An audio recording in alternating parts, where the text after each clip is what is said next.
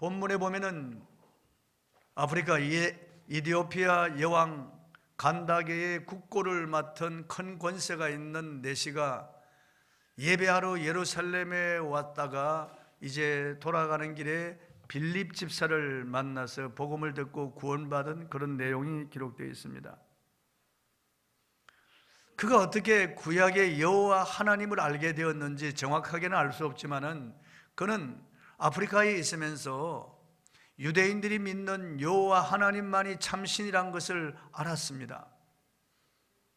구약 성경에 보면은 솔로몬 왕 시대에 에티오피아 여왕 서바가 솔로몬의 지혜를 듣고 솔로몬의 영화를 보기 위하여 예루살렘까지 와서 솔로몬을 만나고 솔로몬의 지혜를 듣고 그가 솔로몬과 교제를 하다가 돌아갔다는 그런 기록이 있습니다.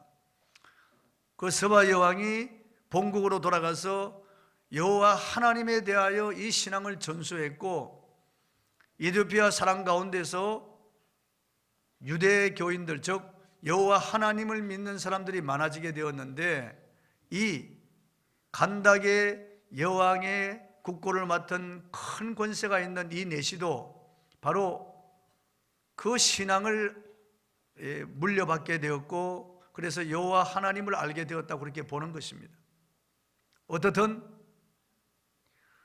하나님에 대한 그런 신앙을 가지고 있던 이 내시가 성지 순례에 가는 것이 그의 마음의 소원이었던 것 같습니다. 우리 교회 성도들도 성지 순례 다녀오신 분들이 있습니다.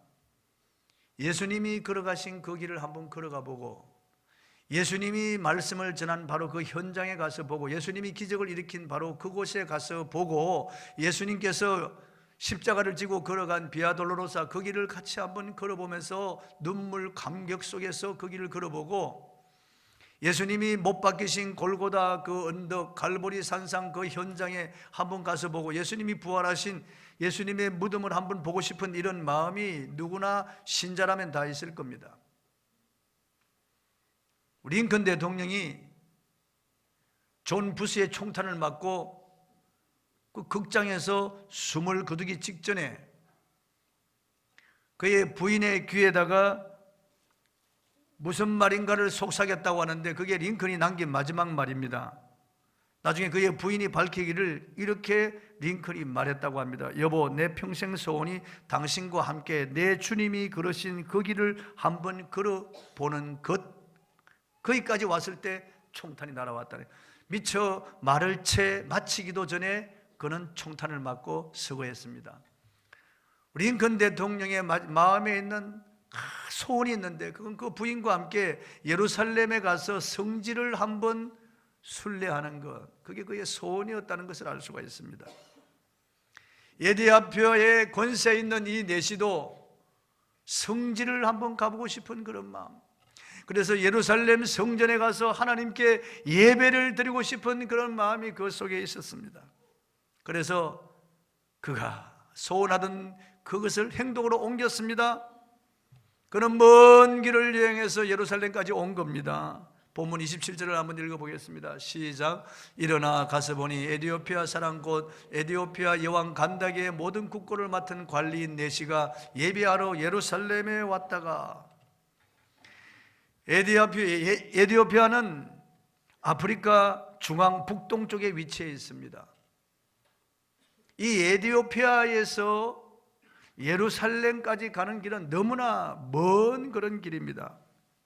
큰 나라인 수단을 지나서 이집트를 지나서 시나이 반도를 지나가야만 예루살렘까지 당도할 수 있습니다.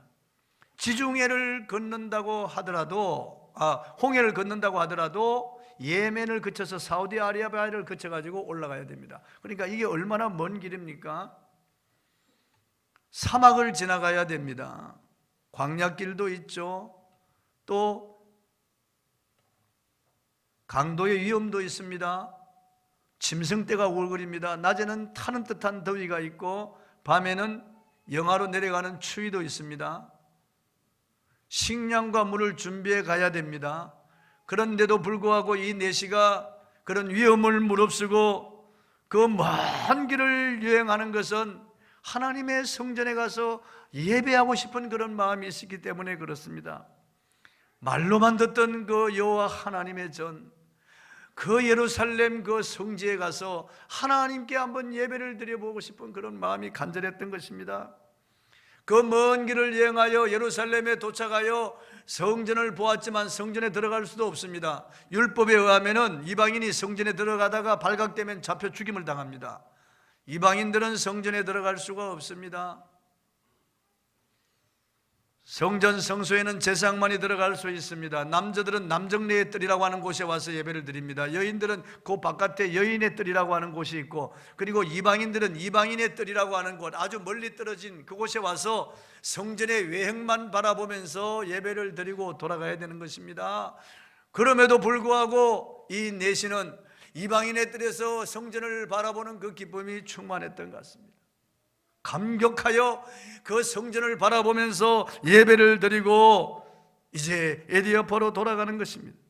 그런데 하나님께서 이 내시를 주목하셨습니다. 하나님께서 이 내시가 에디오피아를 출발하면서부터 주목하신 것이죠. 아니, 그 전부터 하나님이 아신 사람이죠. 그의 마음에 하나님을 사모하는 마음, 하나님 앞에 성전에 가서 예배드리고 싶은 이런 마음이 있는 것을 하나님이 아셨습니다. 그리고 하나님께서는 이 내시의 그 성전 이방인의 뜰에서 드리는 예배를 기쁘게 받으셨다는 거죠. 우리들이 이 내시처럼 이렇게 예배를 사모하는 마음이 있다면 하나님을 감동시킬 것입니다. 이 내시처럼 이렇게 목숨 걸고 내시처럼 이렇게 온갖 정성을 다하여 자신을 희생하면서 이 먼 길을 여행하여 이렇게 성전에 들어가지도 못하고 성전 바깥에서 성전을 바라보면서 이렇게 예배드리고 돌아가며 감동받는 이런 마음, 이런 자세가 되어 있다면 예배 드릴 때마다 우리는 정말 하나님을 만나게 될 것이고 감동을 받을 것입니다. 이렇게 우리가 오늘 은혜의 시대에 사는데요, 정해진 시간에 모여서 우리가 예배를 드리는데도 제 시간에 와서 예배를 드리지 못하는 사람들도 있습니다. 어쩌다가 예배를 넣는 것 그거 이해 갑니다만은, 그러나 항상 습관적으로 예배 지각하는 사람들이 있습니다. 이건 정말 문제라고 보아야 됩니다. 우리 교회 고경숙 집사님이라는 분이 계신데 조금 전에 일부 예배 드리고 돌아가셨습니다. 이분이 저 수소 너머에 있습니다. 수소에서 한참 갑니다. 이분은 희귀병을 앓고 있습니다. 불치병이죠. 몸이 제대로 말을 듣지 않습니다. 휘청거립니다. 자주 쓰러집니다. 그런 몸을 가지고 있으면서도 그 먼 곳에서부터 버스를 몇 번을 갈아타고 전철도 몇 번 갈아타고 이렇게 옵니다. 눈이 오나 비가 오나 추위나 더위나 바람이 부는 날에도 빠지지 아니하고 항상 일찍 와서 여기서 기도하고 준비한 다음에 예배를 드리는 것을 보고 제가 감동을 받습니다. 제 마음은 그렇죠. 가까운 교회에 나가기를 원하죠. 그런데 우리 교회가 본교회라고 그렇게 먼 곳에서부터 수없이 차를 갈아타면서 그 불치의 병을 앓고 있는 몸을 가지고 이곳에 와서 예배를 드리는데 예배 시간에 늦어본 적이 없습니다. 오랫동안 벌써 그 먼 곳에서 거의 10년 가까이 이렇게 나오는 거예요. 그런데 가까운 곳에 있으면서도 예배 시간을 제대로 지키지 않는 이런 사람들이 있습니다. 특히나 일부 예배 때 보면은요, 중층에 좀 몇 사람 앉아 있는데 끝나갈 무렵에 보면 가득 찼어요. 언제 어느 때 소리 없이 와서 앉아 있는지 정말 놀랄 일이에요. 제가 볼 때마다. 정말 예배를 이렇게 소홀히 여기나. 우리가 높은 사람을 만나러 간다면 미리 설레이는 마음을 가지고 그 사람 만나기 전에 벌써 가서 기다리고 있을 것입니다. 아주 중요한 상거래상 어떤 분을 만난다면 우리는 조심해서 미리 가서 그 사람과 만나기 위해서 준비하고 기다릴 것입니다. 어떤 말을 해야 될지, 어떻게 이 사람을 첫인상 어떻게 보여야 될지 다 준비한 다음에 그 사람을 만나러 갈 것입니다. 하물며 우리가 지존하신 하나님 앞에 예배를 드리러 오는데 예배 시간을 어기거나 예배에 대해서 소홀히 여기고 이렇게 와서 몸만 앉아있다가 돌아간다면 이건 진정한 예배라고 볼 수 없습니다. 우리가 잘 아는 예화입니다마는 예전에 평양의 산정한교회에 조만식 장로님하는 분이 계십니다. 이분은 우리 민족의 별이라고 추앙받는 분이었습니다. 온 교회, 그 교회 교인들도 조만식 장로님을 존경합니다. 그런데 그 젊은 목사 주기철 목사님이 그 교회에 부임해 오셨는데요, 어느 주일날 예배를 드리는데 예배 시작하고 5분 뒤에 조만식 장로님이 문을 열고 들어오는 것을 보았습니다. 주기철 목사님은 장로님 잠깐 그 자리에 서 계세요. 장로님 서서 예배를 드리십시오. 장로님이 예배 시간에 지각하셨으니까 양무리에 본이 되지 못합니다. 그 조만식 장로님이 서서 예배를 드렸습니다. 사람들은 다 긴장했습니다. 충격을 받았습니다. 조만식 장로님이 누굽니까? 주기철 목사님이 오산학교에 다닐 때, 학생으로 다닐 때 거기 교장이었습니다.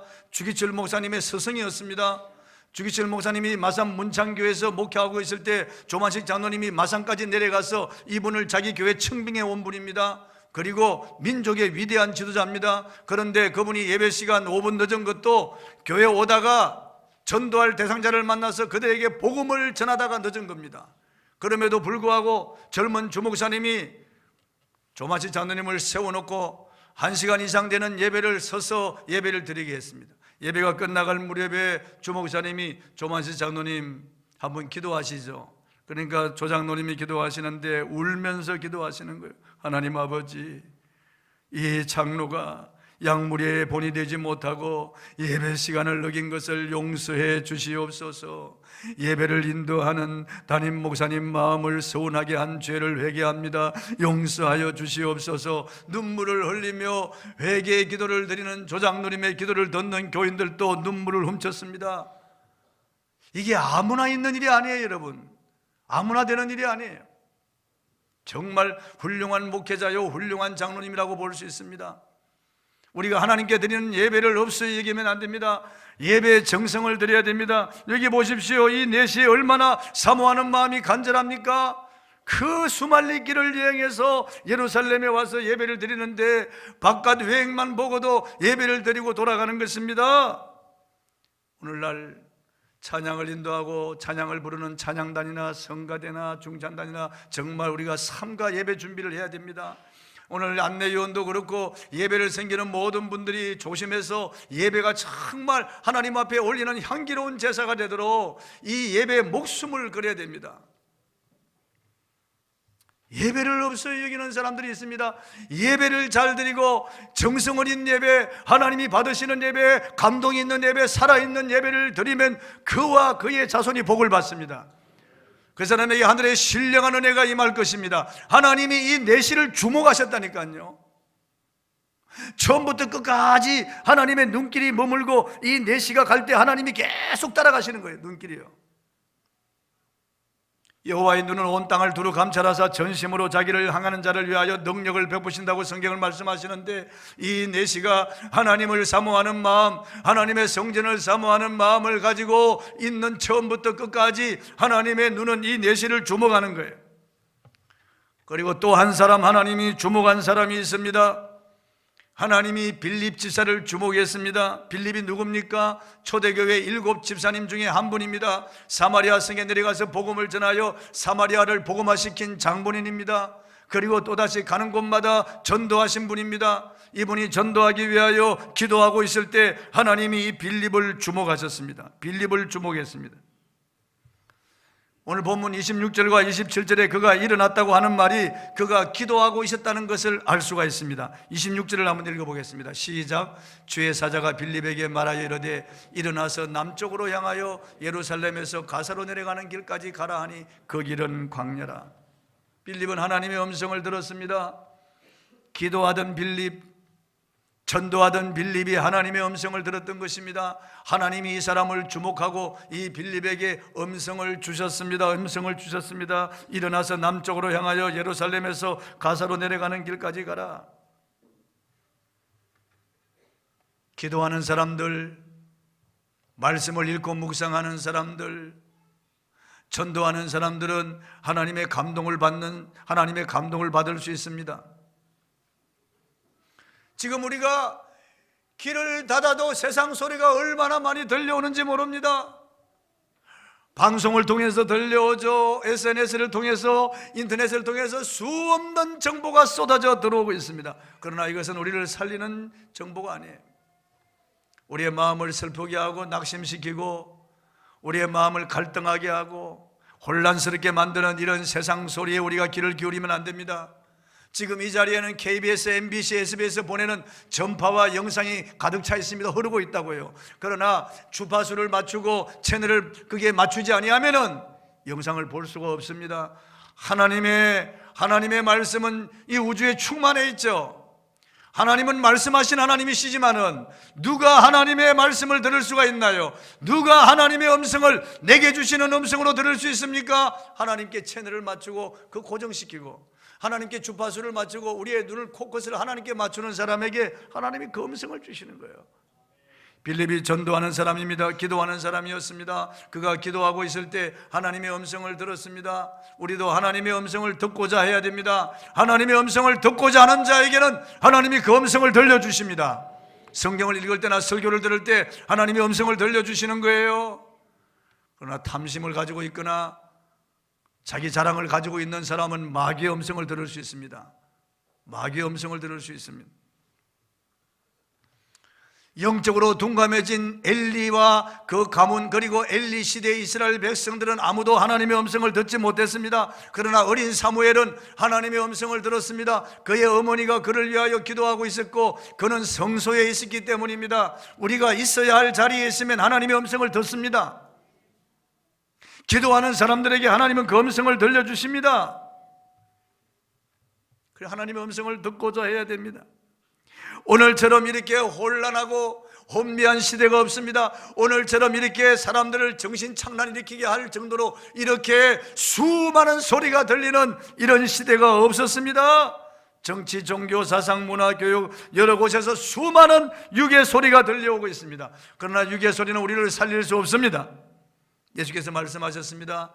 요한복음 6장 63절 한번 읽어보겠습니다. 요한복음 6장 63절 시작. 살리는 것은 영이니 육은 무익하니라. 내가 너에게 이런 말은 영이요 생명이니라. 그렇습니다. 세상 소리는 무익합니다. 우리를 살릴 수 없는 음성이에요. 그러나 예수님의 말씀은 우리를 살리는 거예요. 우리의 죽었던 심령을 살리고 나를 회복시키고 내 가정을 살리고 가정을 회복시키는 능력과 비전을 주시는 그런 말씀입니다. 치료와 회복을 주시는 말씀입니다. 하나님 그 음성을 우리가 듣고자 해야 됩니다. 끊임없이 들려오는 거예요. 귀를 기울여서 음성을 듣고자 하는 자에게는 하나님의 음성이 들립니다. 사모하는 자에게 하나님의 음성이 들리는 거예요. 요한계시록 2장 3장에 보면은 아시아 7교회에 예수님께서 편지를 보내시는데 7교회에 보내는 메시지 말미에 동일하게 7번 반복하여 예수님이 강조하는 말씀이 있습니다. 귀 있는 자는 성령이 교회들에게 하시는 말씀을 들을지니라. 귀가 있나요 여러분? 들을 귀가 있나요? 빌립처럼 들을 귀가 있습니까? 들을 귀 있는 자는 듣습니다. 빌립은 그 음성을 듣고 순종했습니다. 예루살렘에서 가서로 내려가는 길까지 가라 거기는 광야라 했습니다. 빌립은 지금 사마리아 일대에서 많은 추수를 하고 있습니다. 많은 영혼을 건지는 현장이 있는데 하나님께서 그것을 버리고 사람이 살지 않는 광야로 내려가라고 말씀하십니다. 이게 이해가 됩니까? 따를 수 있는 말씀입니까? 이게 하나님의 음성이겠습니까 여러분? 그런데 빌립은 알아요.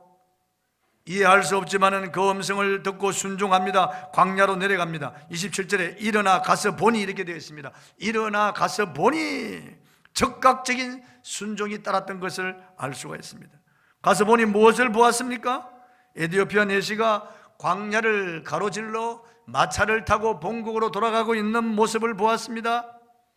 만약에 빌립이 하나님의 음성을 듣고 불순종했거나 지체했더라면은 내시를 만날 수가 없었을 것입니다.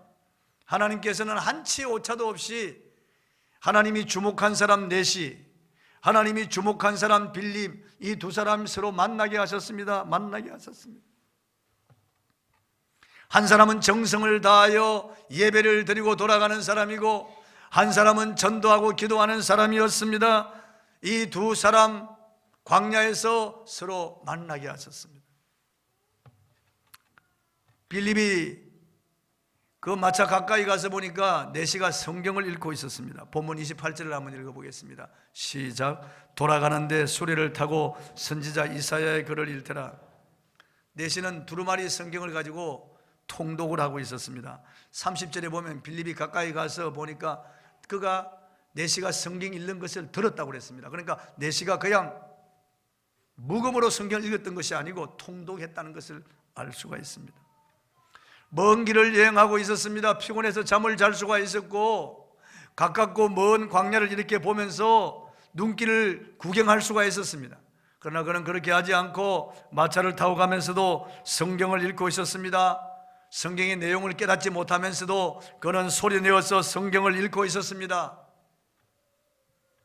소설 작가나 시인들의 말을 들어보면은 자기가 지은 소설이나 아니면은 시집을 읽어주는 사람을 가장 기뻐한다는 거예요. 시집이나 소설을 읽어주는 사람을 가장 좋아한다는 거예요. 하나님께서도 자기의 책을 읽는 사람을 기뻐하시는 거예요. 기뻐하시는. 성경에 보면은 하나님이 말씀하시기를 여호와께서 이러시되, 이런 말씀이 10,000번 이상 기록되어 있습니다.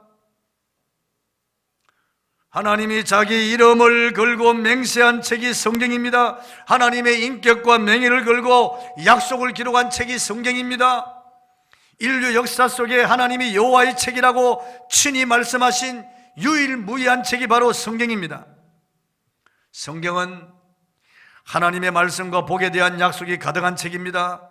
수천 년 동안 이 성경을 사모하고 가까이 하고 성경을 읽고 성경을 묵상한 사람들은 다 복을 받았습니다. 성경을 읽고 성경을 사모하고 성경 말씀, 거기서 하나님의 음성을 들으려고 했던 사람들과 그 가정과 그 후손들이 다 복을 받았습니다. 수많은 민족이 성경을 통해서 복을 받았습니다. 계속 여러분에게 증거하는 말씀이지만은 핀란드나 스웨덴, 노르웨이, 덴마크 해적들이었습니다. 영국의 조상 앵글로색슨족, 이거 야만족이었습니다. 독일도 마찬가지입니다. 성경이 들어가고 난 뒤부터 그 민족들이 깨어나기 시작하고 1등 국가가 되었습니다. 그들의 국기가 십자가입니다. 성경을 가까이 접한 때부터 그런 놀라운 복이 왔습니다. 하나님은 성경을 읽는 자를 주목하시는 거예요. 하나님의 책을 읽는 자를 주목하십니다. 성경을 읽는 자에게 하나님이 사람을 보내십니다. 하나님이 사람을 보내신다고요. 성경 말씀이 66권 정경으로 완성되어서 우리가 읽을 수 있는 한글로 기록되어서 우리 가까이 와 있는데도 성경을 읽지 않는 사람들이 너무나 많습니다. 교회에서 멍석을 깔고 성경을 읽으라고 매주일 주보에 내주어도 성경을 읽지 않는 사람들이 있습니다. 여러분, 성경을 읽으셔야 됩니다. 성경을 읽으셔야 됩니다. 내년에도 우리가 성경을 읽을 것인데 300독을 할 것입니다. 300독이라고? 아니, 300사람이 300독을 하는 거예요. 그러니까 저 문에다 붙여 놓을 테니까 자기 이름을 다 기록하십시오. 우선적으로 300독, 300사람 선착순으로 받습니다. 주보에 계속 나갈 거예요. 올해와 똑같이. 그런데 300독을 정해놓고 우리 교회가 300독을 하자. 한 사람이 한 독씩 300명이면 300독을 하는데 한 사람이 2독을 할 수도 있습니다. 남들은 한 번 읽고 2번 읽으면 2독 하는 거죠. 성경을 읽으십시오. 놀라운 비밀을 깨닫게 됩니다. 성경을 읽으십시오. 믿음이 자랍니다. 성경을 읽으십시오. 여러분의 갈 길을 지도하십니다. 성경을 읽으시면 마음이 뜨거워집니다. 성경을 읽으십시오. 하늘의 놀라운 비밀을 알게 될 것입니다. 성경을 읽으십시오. 성경에 있는 복이 튀어나와서 여러분의 복이 될 것입니다. 시편 1편은 시편으로 들어가는 문과 같습니다. 시편 1편에 이렇게 기록되어 있습니다. 복 있는 사람은 악인의 길을 쫓지 않고 죄인의 길에 서지 않고 오만한 자의 자리에 앉지 아니하며, 이건 소극적인 겁니다. 적극적으로는 오직 여호와의 율법을 즐거워하여 그 율법을 주야로 묵상하는 자로다. 저는 시냇가에 심은 나무가 시지를 쫓아 과실을 맺으며 그 잎사귀가 마르지 아니한 같으니 그 행사가 다 형통하리로다. 누가요? 성경을 읽는 자 말이에요. 성경을 주야로 읽는 사람들, 성경을 사모하며 주야로 방간하스로 성경을 읽으며 묵상하는 이 사람들, 더위가 올지라도 가뭄이 올지라도 두려워하지 않습니다. 왜냐하면 하나님의 말씀에 그 뿌리를 내리고 있기 때문에 세상이 불황이다, 불경기다, 난리가 난다, 그리고 직장이 없다, 사업이 실패한, 아니, 두려워하지 않습니다. 왜냐하면 성경에 뿌리를 내리고 있기 때문에 그렇습니다. 하나님께서 세상에 불황이나 불갱기와 상관없이 호황을 누릴 수 있도록 하나님이 역사하시는 거예요. 성경을 읽으십시오. 성경을 읽으세요. 하나님은 모세를 통해 이스라엘 백성들에게 모세 오경 전체를 요약하는 생명 같은 말씀을 주셨습니다. 아니, 이 말씀 모세 오경보다도 구약 전체를 요약하는 말씀이기도 합니다. 신명기 6장 5절 말씀이에요. 한번 읽어보겠습니다. 시작. 너는 마음을 다하고 뜻을 다하고 힘을 다하여 내 하나님 여호와를 사랑하라. 한 율법사가 예수님에게서 와서 물었습니다. 주여, 선생이요, 계명 중에 어느 계명이 큽니까? 그때 예수님이 이렇게 말씀하셨습니다. 내 마음을 다하고 뜻을 다하고 힘을 다하고 목숨을 다하여 주 너희 하나님을 사랑하라 하셨으니 이것이 크고 첫째 되는 계명이요, 둘째는 그와 같으니 내 이웃 사랑하기를 내 몸과 같이 하라. 이 두 계명이 모든 율법과 선지자의 강령이니라 하셨느니라. 모든 율법과 선지자는 구약을 말하는 거예요. 구약의 모든 핵심, 구약의 내용을 한 절로 묶으면 바로 저 말씀이 신명기 6장 5절 말씀이에요. 그런데 어떻게 우리가 눈에 보이지 않는 영이신 하나님을 사랑할 수 있습니까, 여러분? 아니, 영이신 하나님을 우리가 어떻게 사랑할 수 있습니까? 그 비결이 바로 6절 7절입니다 6절 7절 신명기 6장 6절 7절 읽어보겠습니다. 시작. 오늘 내가 내게 명하는 이 말씀을 너는 마음에 새기고 내 자녀에게 부지런히 가르치며 집에 앉았을 때든지 길을 갈 때든지 누워있을 때든지 일어날 때든지 이 말씀을 강론할 것이며. 이것이 바로 보이지 아니하는 하나님을 사랑할 수 있는 비결입니다.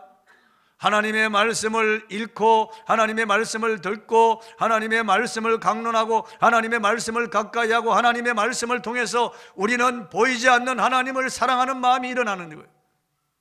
이웃 사랑하는 마음이 우리 안에 일어나는 거예요. 이 성경 말씀을 우리가 읽고 묵상할 때 우리는 하나님을 알게 되고 그분이 내게 베푸신 은혜를 깨닫게 되는 거예요.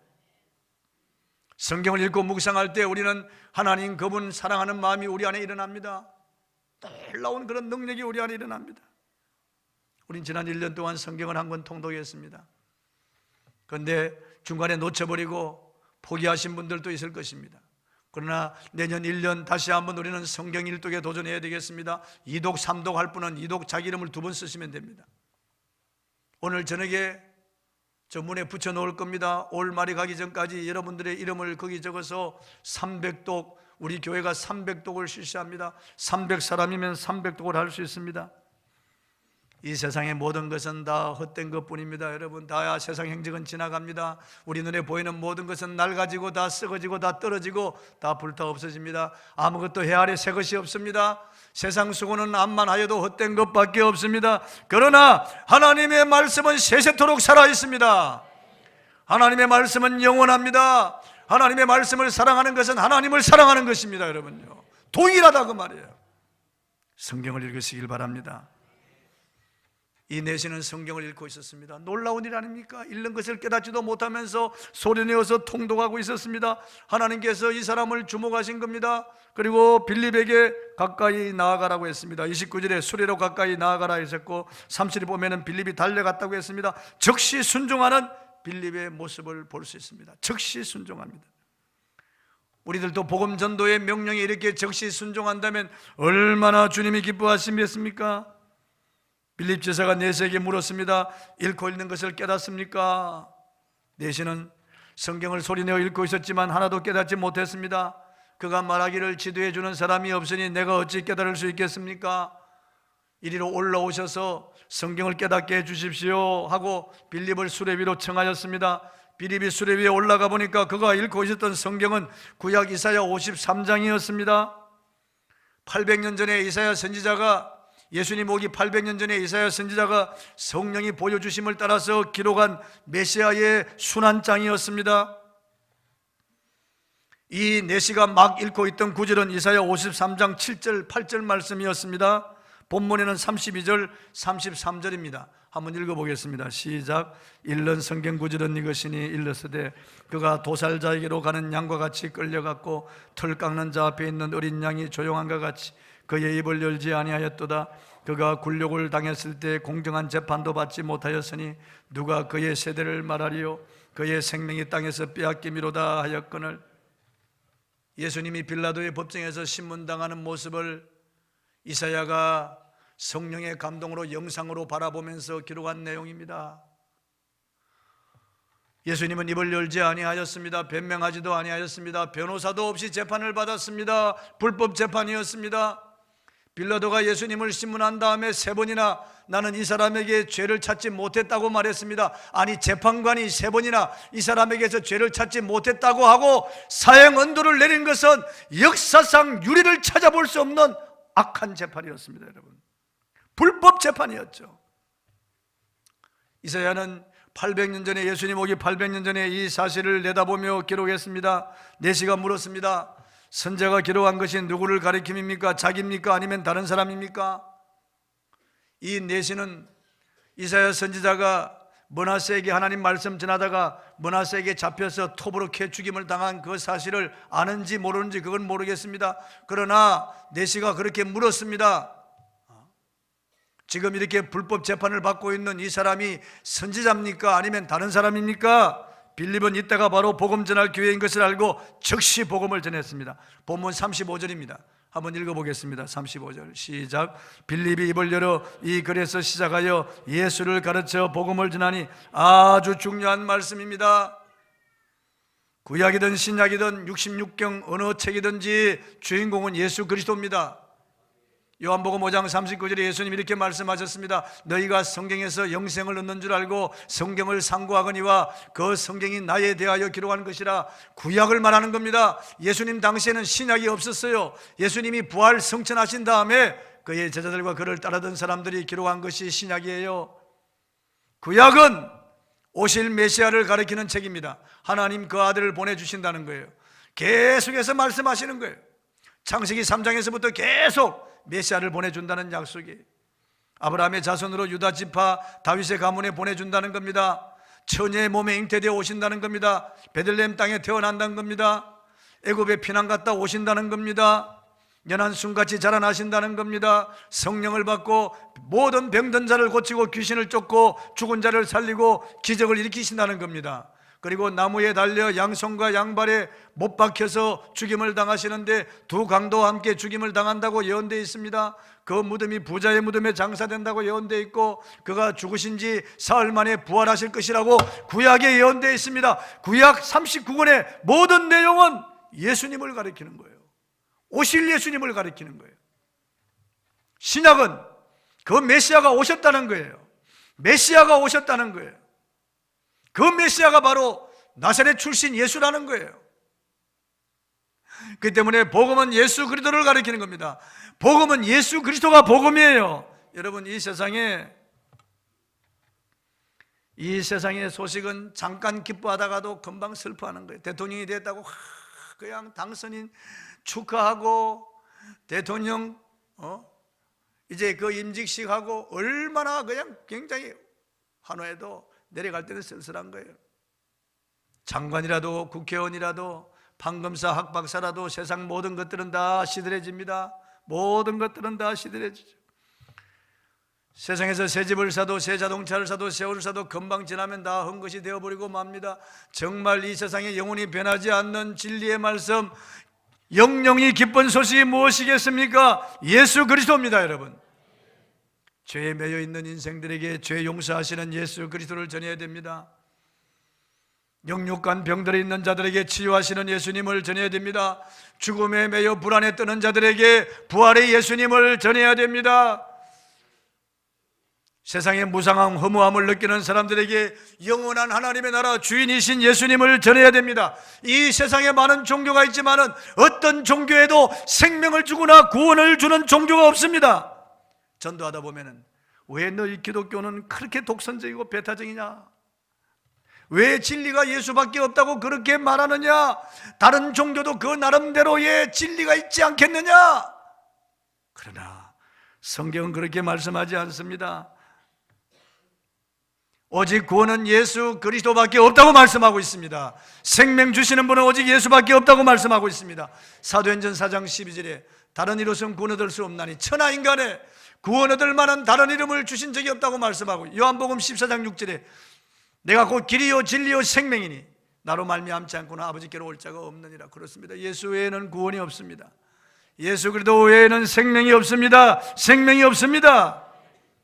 에디오피아 내시는 여호와 하나님에 대한 신앙을 가지고 있었습니다. 믿었어요. 그리고 성전을 사모하는 마음도 있었어요. 잘 알지는 못했지만 성경도 읽고 있었습니다. 그러나 그에게 예수가 필요했던 겁니다. 그래서 빌립 집사를 보내서 복음을 전하게 했던 겁니다. 예수가 필요합니다. 성경을 알고 있어도 예수가 필요합니다. 예수님 당시 니고데모라는 사람은 율법학자였습니다. 성경에 능한 사람이었고 이스라엘의 선생이었습니다. 그는 산헤드린 공회원 중에 한 명이었습니다. 그는 율법 조문을 달달 외우고 있었습니다. 율법을 지키려고 노력했습니다. 그러나 율법이 그를 구원해 주질 못했습니다. 그의 마음속에 늘 갈증이 있었습니다. 궁금한 것이 있었습니다. 어떻게 하면 하나님 나라에 들어갈 수 있느냐? 내가 율법을 알고 율법을 지켜도 구원의 확신이 없으니 이거 어떻게 하면 좋겠느냐? 그래서 밤중에 가만히 예수님을 찾아와서 예수님을 만나고 예수님을 영접하고 구원받았습니다. 이런 유대교의 율법학자도 예수님이 필요했습니다. 예수님이 필요했습니다. 여러분, 이 세상 예수님, 모든 사람에게 예수님이 필요합니다. 오직 한 분 예수님이 필요합니다.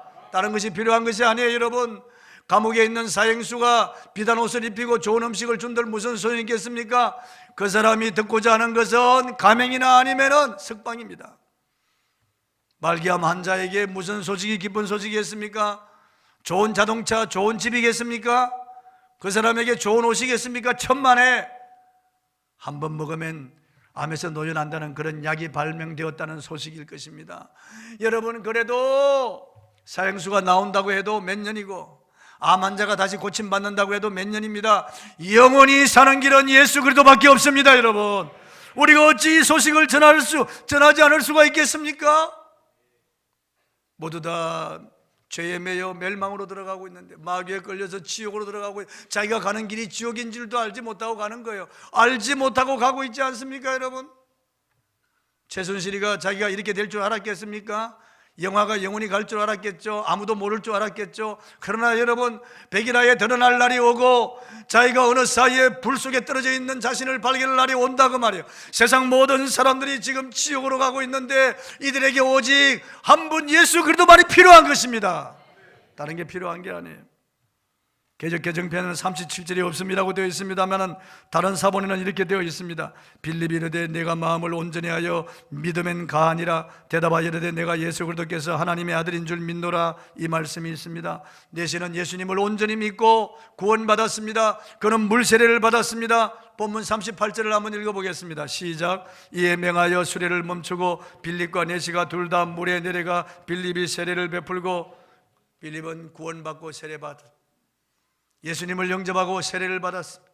우리 가운데 아직 예수 그리스도가 없는 분이 있습니까? 아직 구원의 확신이 없는 분이 있습니까? 기도하십시오. 예수 그리스도가 유일한 구세주요 나의 주인인 것을 알게 해달라고, 그분이 전능하신 하나님이신 것을, 하늘과 땅의 주인이신 것을 알게 해달라고 기도해야 됩니다. 믿게 해달라고 기도하셔야 됩니다. 구원의 확신을 달라고 기도해야 됩니다. 예수 그리스도, 그 이름보다 더 소중한 것이 없습니다. 그 이름보다 더 능력 있는 것이 없습니다. 에디오피아 내시는 예수님을 믿고 구원받고 본국으로 돌아갔어요. 복음을 전해서 이디오피아가 기독교 국가가 되었습니다. 얼마나 큰 일을 했습니까, 여러분?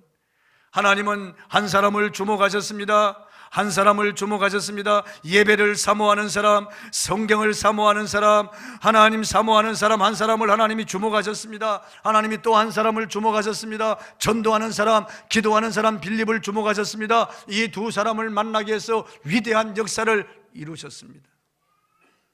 당신이 하나님이 주목하는 사람이 되기를 원합니다. 당신이 예배를 소중히 여겨 하나님이 주목하는 사람, 하나님의 눈길을 끄는 사람이 되기를 원합니다. 당신이 전도하고 기도하는 사람이 되어 하나님의 눈길을 끄는 사람이 되기를 원합니다. 찬송하겠습니다.